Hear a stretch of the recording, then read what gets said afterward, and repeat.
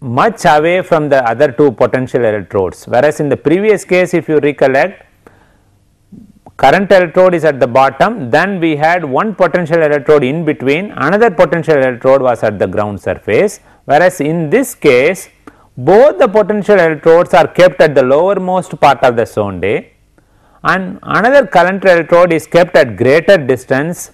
Then the next current electrode, B current electrode, is kept very close to the ground surface, or it can even be kept on the surface itself. In this kind of arrangement, we can get another type of log which is known as lateral log. So, initially we had seen this is the normal log, and now we have one more measurement due to lateral log arrangement. In the case of lateral log also, the log is able to pick out the differences between fine grained material, here it is the shale, and the coarse grained material sandstone. You can see the sandstone is squeezed between the various formations of fine grained formation, which is easily picked out by the lateral logs. This is the major granular zone, this is also one more granular zone, this is also one more granular zone. Wherever the high resistivity is there, there are the high potential fracture is a granular zone. From 55 to around 45 to 149 is the very potential granular zone we are tapping within this depth. So, this is the second type of resistivity logging. Then the third log is known as lateral log or God log. In this log, in the earlier two cases, we did not had any control over the direction of flow of current, whereas in this case we are able to focus the current with the help of a very short electrode squeezed between the very long electrodes. Through the short current electrode, the current is going to be passed, another current electrode is kept on the surface. The two long electrodes are the potential electrodes, which is again connected to the meter. Through that we will be able to measure the potential developed. This log is more advantageous because we are able to focus the current through a small circular disc that exists somewhere here. Hence, this region is focused and we are able to obtain information about the resistivity for a small thin circular disc. Then the next, that is the fourth and last type of resistivity log, is known as micro resistivity logging method. Here, rather than having a very long electrode, electrodes are made of small button type of cells. Small button type of cells are used. So, this makes possible by keeping the electrodes at closer distances, as you can see in this figure. There are small button shaped electrodes, you can see a small button here. These button shaped electrodes are used.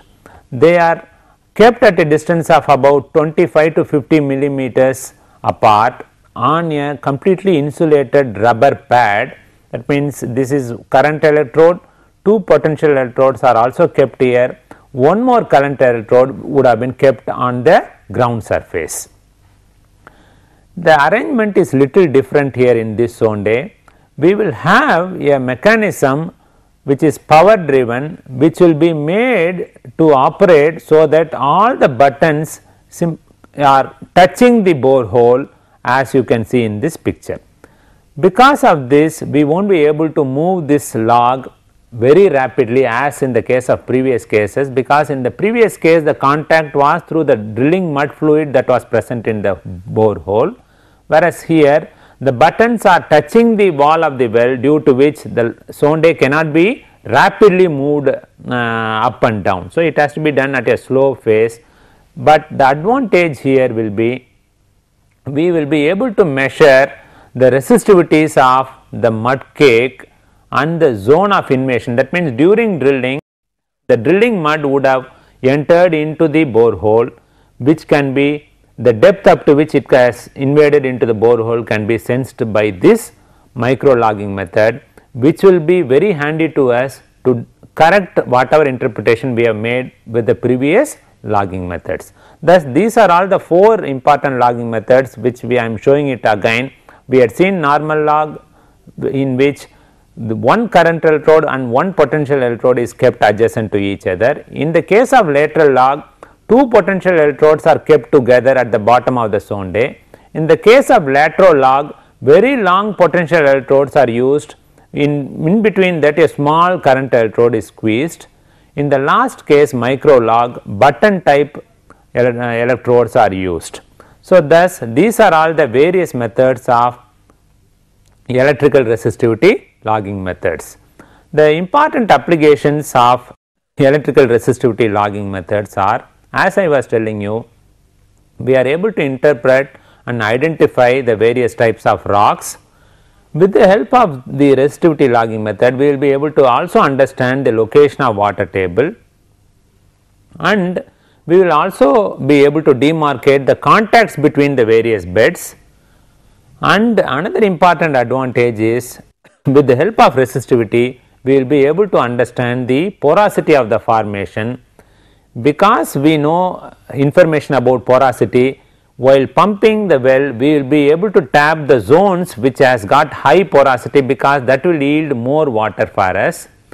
And also resistivity depend on the quality of water present beneath the surface. Hence, we will be also able to know demarcate zones which is having a better quality of water from the zones which are having inferior quality of water. In the case of existing wells, we will be able to demarcate the depth up to which we have provided casing. So, I recall my work in part of coastal Ramanathapuram district, where water quality is a main issue. As part of Central Gundapadu activity under Ministry of Water Resources, Government of India, we have established the presence of very good aquifer in Thiruvadan area. Then subsequently it is called Thiruvadan aquifer, which is main source of drinking water supply for the entire coastal area. So, there the application of geophysical methods has really helped in demarcating the presence of freshwater aquifer below 300 meter. Normally, we get information by resistivity and other routine conventional surveys about the presence of water pairing zones and water quality by many other conventional methods. But the construction of tube well is very costly, and if you are not able to get the proper information on the formation water, the well will not be used fruitfully for any purpose. So, to find out the exact place where we have to put the screens which will tap the water is very important. So, that way there is no other method which can match with this electrical log. And the combination of resistivity and then potential is always very fruitful. But in latest there are so many other parameters we get it. For example, the natural gamma gives the exact position of the sand and clay layers.